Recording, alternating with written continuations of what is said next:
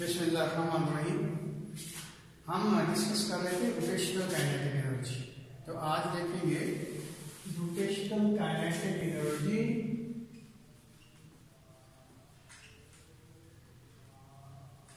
Of a disc. एक disc की rotational kinetic energy हम फाइंड आउट करना चाहते हैं। तो ये देखिए, ये डिस्क है आपके पास और ये इसका एक्सिस ऑफ रोटेशन है जो सेंटर से पास हो रहा है, और डिस्क जो है इसकी जो रेडियस की वैल्यू है वो आर के इक्वल है और डिस्क का मास पहले के एम के बराबर है। तो इसका जो मोमेंट ऑफ इनर्शिया होगा वो याद होगा, हमने कहा था कि half I is equal to half M R square के इक्वल होता है। अब हमने जो रोटेशनल काइनेटिक एनर्जी की वैल्यू निकाली थी, काइनेटिक एनर्जी रोटेशनल डिस्क के बराबर होती है हाफ आई ओमेगा स्क्वायर। अब इसकी जगह ये वैल्यू पुट कर दें तो ये आपके पास आ जाएगी, हाफ आई की जगह क्या लिखेंगे 1/2 एम आर स्क्वायर और ये साथ आ जाएगा ओमेगा स्क्वायर। हम ये भी कह सकते हैं 1/4 M R square omega square. लेकिन आपको पता है कि V जो होता है वो आर और ओमेगा का प्रोडक्ट होता है, इसलिए हम कह सकते हैं rotational kinetic energy is equal to 1/4 M V square. तो ये रोटेशनल काइनेटिक एनर्जी आ जाएगी किसकी, डिस्क की। ये डिस्क की रोटेशनल काइनेटिक एनर्जी। अब देखेंगे जो डिस्क की या कोई भी ऑब्जेक्ट जो होता है उसकी जो ट्रांसलेशनल काइनेटिक एनर्जी होती है उसके लिए वही एक फार्मूला है, और वो किसके बराबर 1/2 M V square, half M V square. तो यहां से हमने ये कंक्लूड किया कि रोटेशनल काइनेटिक एनर्जी जो है बेसिकली वो ट्रांसलेशनल काइनेटिक एनर्जी का हाफ होती है। ये आ जाएगा 1/4 एम वी स्क्वायर और ये है हाफ एम वी स्क्वायर। अब हम ये देखना चाहते हैं कि अगर आपके पास एक डिस्क है, और आपको ये पता होना चाहिए कि डिस्क और सिलेंडर जो होता है उसके रोटेशनल जो इनर्शिया होता है या जिसका मोमेंट ऑफ इनर्शिया कहते हैं वो एक ही फार्मूले से निकाला जा सकता है। इसका मतलब ये हुआ कि रोटेशनल काइनेटिक एनर्जी ये डिस्क के लिए भी एप्लीकेबल है फार्मूला, और ये सिलेंडर के लिए भी एप्लीकेबल है। सिलेंडर का जो रोटेशनल काइनेटिक एनर्जी होगी वो भी 1/4 एम वी स्क्वायर के इक्वल होगी। अब हम ये देखते हैं कि अगर एक डिस्क जो है एक इंक्लाइन प्लेन के ऊपर पड़ी हुई है तो बॉटम पे जाकर यानी कि इस पॉइंट के ऊपर इसकी वेलोसिटी क्या होगी, यानी कि एक डिस्क है वो यहां पे, या सिलेंडर है, सिलेंडर भी कह सकते हैं डिस्क भी कह सकते हैं। तो ये सिलेंडर है छोटा सा या डिस्क है, तो ये इस हाइट के ऊपर पड़ा हुआ है। इसकी हाइट जो है ये थी और ये इंक्लाइन प्लेन है। तो यहां से हम इसको छोड़ देते हैं। तो जब छोड़ेंगे तो क्या होगा, ये जो डिस्क है ये रोल भी करेगी और मूव भी करेगी, यानी कि इसमें दोनों किस्म की मोशन होगी, ट्रांसलेशनल मोशन भी होगी और रोटेशनल मोशन भी होगी। तो यहां तक चलते चलते ये अब यहां पे देखिए इस पॉइंट के ऊपर इसकी सिर्फ थी पोटेंशियल एनर्जी, क्योंकि इनिशियली ये डिस्क जो है या सिलेंडर जो है वो स्टेशनरी था, रेस्ट पे था। जब ये रेस्ट पे था तो इसकी काइनेटिक एनर्जी 0 के बराबर थी। लेकिन जब जैसे ही हमने इसको छोड़ा तो क्या किया इसने, ये रोल करती हुई डिस्क जो है वो यहां तक पहुंच गई। अब यहां से यहां तक अगर हम देखें कि ये लेवल जो है ग्राउंड लेवल है, तो यहाँ पे इसकी हाइट जो है 0 के इक्वल है। इसका मतलब यहाँ जो इसकी पोटेंशियल एनर्जी थी यहां तक पहुंचते सारी वो काइनेटिक एनर्जी में कन्वर्ट होगी। लेकिन काइनेटिक एनर्जी इसमें दो फॉर्म में है, एक इसकी लीनियर काइनेटिक एनर्जी है और दूसरी इसकी रोटेशनल काइनेटिक एनर्जी है। तो हम सिंपल जो फार्मूला पढ़ते हैं law of conservation mechanical energy के, loss in potential energy is equal to gain in kinetic energy. तो पोटेंशियल एनर्जी अगर इसका मास m के इक्वल है तो जाहिर है इसकी जो पोटेंशियल एनर्जी होगी वो mgh के इक्वल होगी। और इसमें काइनेटिक एनर्जी दो तरह की है, रोटेशनल काइनेटिक एनर्जी और ट्रांसलेशन काइनेटिक एनर्जी। इसका मतलब सिंपली चलो इस तरह लिख दें कि पोटेंशियल एनर्जी जो है ये ग्रेविटेशनल पोटेंशियल एनर्जी होगी, तो वो ये काइनेटिक एनर्जी रोटेशनल और काइनेटिक एनर्जी ट्रांसलेशनल, जिनके इन दोनों के सम के इक्वल होगी इसकी टोटल काइनेटिक एनर्जी। अब इसकी जो ग्रेविटेशनल पोटेंशियल एनर्जी होगी उसको लिख सकते हैं mgh, और इसकी रोटेशनल काइनेटिक एनर्जी जो है वो हमने निकाली है 1/4 mv², और इसकी ट्रांसलेशन काइनेटिक एनर्जी जो होगी वो होगी 1/2 mv²। तो यहां से हम mv को कॉमन निकाल लेते हैं, 1/4 प्लस 1/2 ये आ जाएगा इसके साथ mv²। अब इसका एलसीएम लेते हैं तो ये आ जाएगा 4, यहाँ 1 और प्लस 2, इसका क्या मतलब हुआ, और ये साथ mv वैसे का वैसा आ जाएगा mv², तो ये आ जाएगा 3/4 mv²। तो ये किसके इक्वल हो गया, mgh के इक्वल हो गया। अब हम क्या करते हैं, ये देखें ये m और ये m एक दूसरे को कैंसिल कर देता है, यहां से v² की वैल्यू अगर हम निकालना चाहते हैं तो ये क्या होगा, v² is equal to 4/3 gh, यानी कि 4 इधर से मल्टीप्लाई हो जाएगा, 3 से इसको डिवाइड कर देंगे तो v² की वैल्यू ये आ गई। इसका क्या मतलब हुआ कि v की वैल्यू आ जाएगी 4/3 gh², तो ये इसकी वैल्यू आ गई, यानी कि यहाँ पे इसकी जो वेलोसिटी होगी वो 4/3 gh के बराबर होगी। तो यहाँ इसके बारे में एक दो बातें जो हैं वो जरा देख लें। नंबर 1 कि ये जो वेलोसिटी है ये मास डिपेंडेंट नहीं है, यानी कि अगर हमारे पास ये जो डिस्क है उसका मास ज्यादा है या मास कम है, सिलेंडर है या डिस्क है, दोनों के लिए जिसका मैंने पहले बताया कि एक ही फार्मूला इस्तेमाल होता है, तो डिस्क है या सिलेंडर है उसका मास ज्यादा है या उसका मास कम है, इसकी वेलोसिटी पे उसका कोई इफेक्ट नहीं होगा, एक बात। दूसरी बात, उसका साइज बड़ा है या साइज छोटा है, ये देखिए इस रिलेशन में ना तो मास इन्वॉल्व हो रहा है और ना ही रेडियस। इसका मतलब जो हुआ कि इसका मास ज्यादा है या कम है तो भी वेलोसिटी पे कोई फर्क नहीं पड़ेगा, और इसी तरह इसका रेडियस, इसका साइज ज्यादा है, बड़ा है या छोटा है तो भी वेलोसिटी के ऊपर कोई फर्क नहीं पड़ेगा।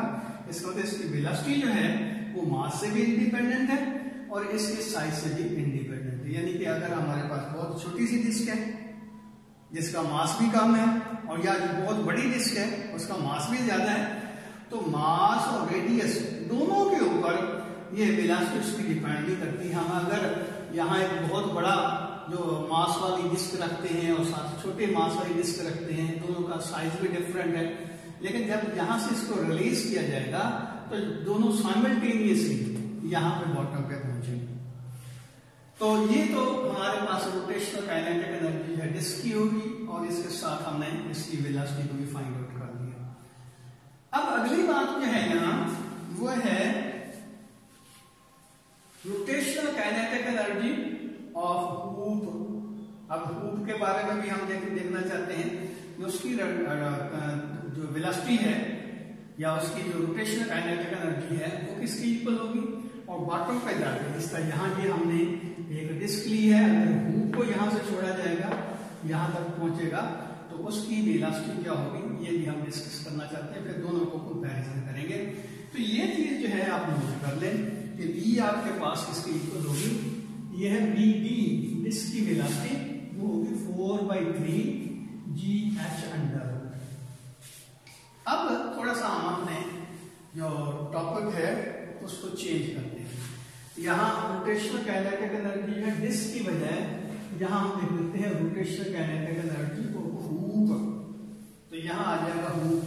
वो हूप आप समझते हैं रिंग, यानी कि एक ऐसा सर्कुलर शेप है बॉडी जिसका सारे का सारा मास जो है वो आउटर रिंग के ऊपर, यानी कि आउटर रिंग के ऊपर जो है कंसंट्रेट है। ऐसे समझ जिसका साइकिल का टायर है वो उतरा हुआ है साइकिल के रिंग से, तो वो जो टायर होगा वो एक्ट करता है लाइक हूप।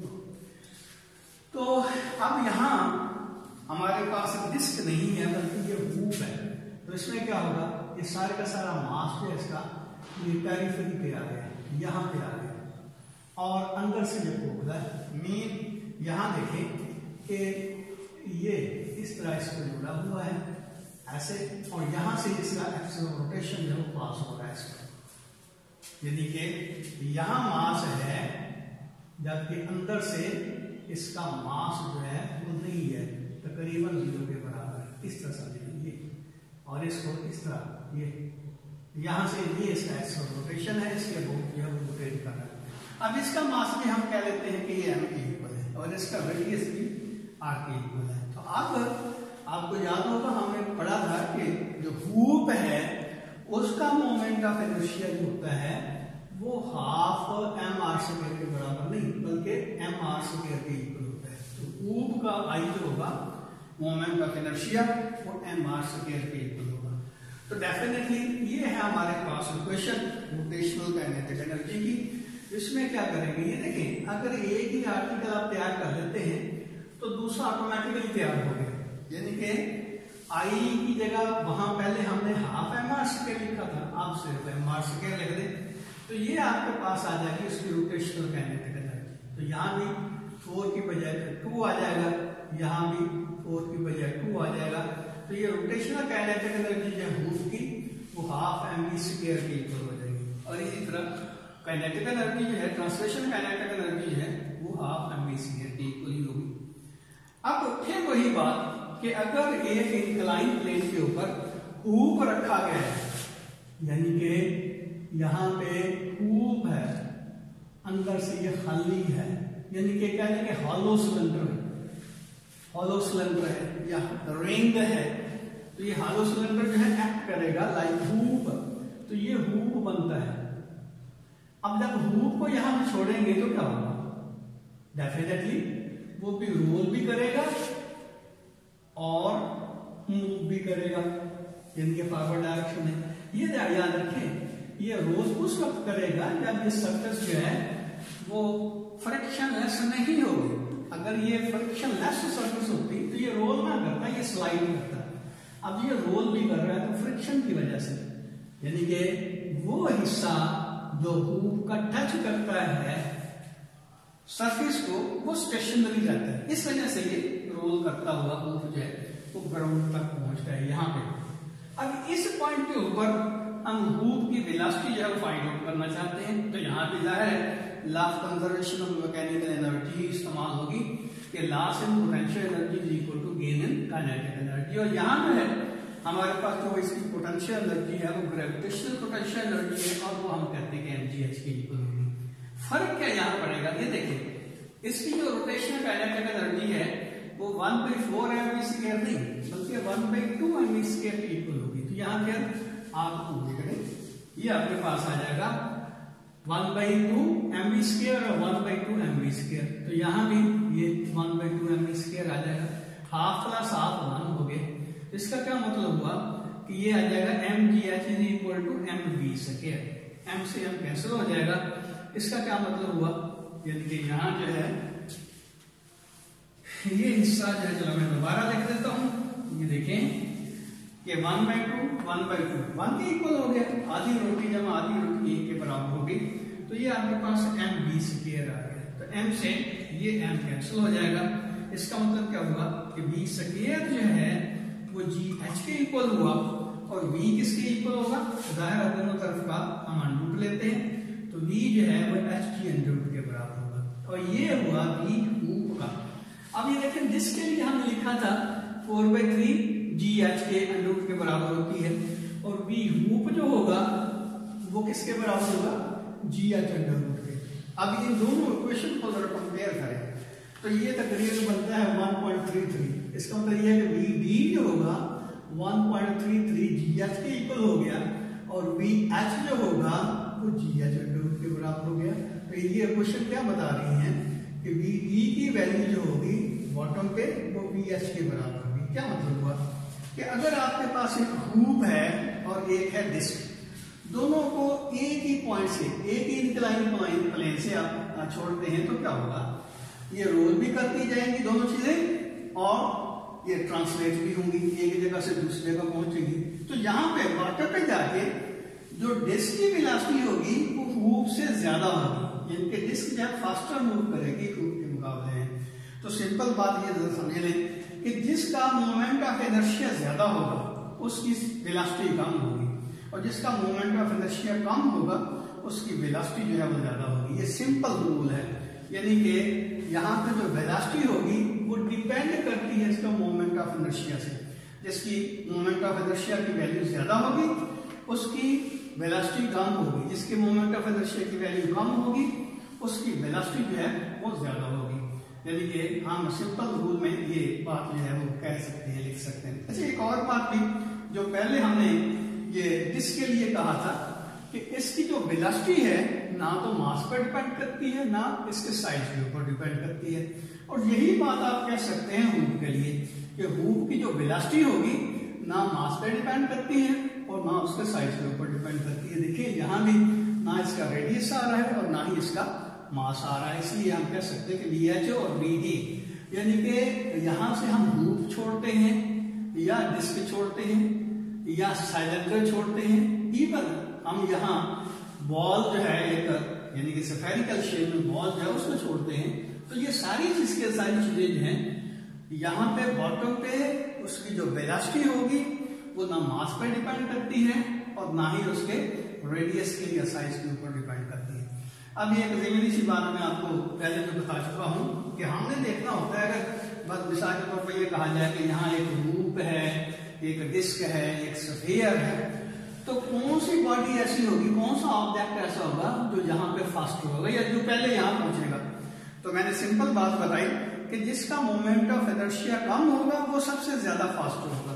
तो हमने मोमेंट ऑफ इनर्शिया पढ़ा था, ये हूप के लिए पढ़ा था, यानी कि आई डिस्क के लिए पहले देखने चलो, वो था हाफ mr², और आई स्फीयर के लिए हमने पढ़ा था वो था 2/5 mr², और इसी तरह आई h जो है वो mr² के इक्वल होगा। अब ये देखिए ये 1/2, ये 2/5, तो 2/5 का क्या मतलब, ये देखिए 5 तो ये आ जाएगा डेसिमल 0.4, ये 0.4 आ रहा है, और ये 0.5 आ रहा है, ये 0.5, ये 0.4 और ये 1। तो आप ये देख लें कि ID जो है उसके लिए ये मल्टीप्लाइंग फैक्टर जो है 0.5 है, और IS जो है उसके लिए मल्टीप्लाइंग फैक्टर 0.4 बनता है, और IH जो है उसके लिए मल्टीप्लाइंग फैक्टर जो है 1 बनता है। तो यहां से आप क्या कैलकुलेट करेंगे, डेफिनेटली मैंने जिससे कहा कि जिसका मोमेंट ऑफ इनर्शिया जो है वो सबसे कम होगा उसकी वेलोसिटी सबसे ज्यादा होगी। तो इस रूल के तहत इसकी वेलोसिटी सबसे ज्यादा होगी, इसकी वेलोसिटी उससे कम होगी और इसकी वेलोसिटी सबसे कम होगी। तो ये याद रखना है, स्फीयर जो है वो सबसे उसकी वेलोसिटी ज्यादा होगी, यानी सबसे पहले स्फीयर पहुंचेगा, उसके बाद डिस्क पहुंचेगी, उसके बाद हूप पहुंचेगा बॉटम के ऊपर। अगर हम ये तीनों चीजें जो है साइमल्टेनियसली एक इंक्लाइन प्लेन के ऊपर रखते हैं, तो मेरी बात पे समझ आ गई होगी। क्वेश्चन पूछना है तो पूछिए इसको।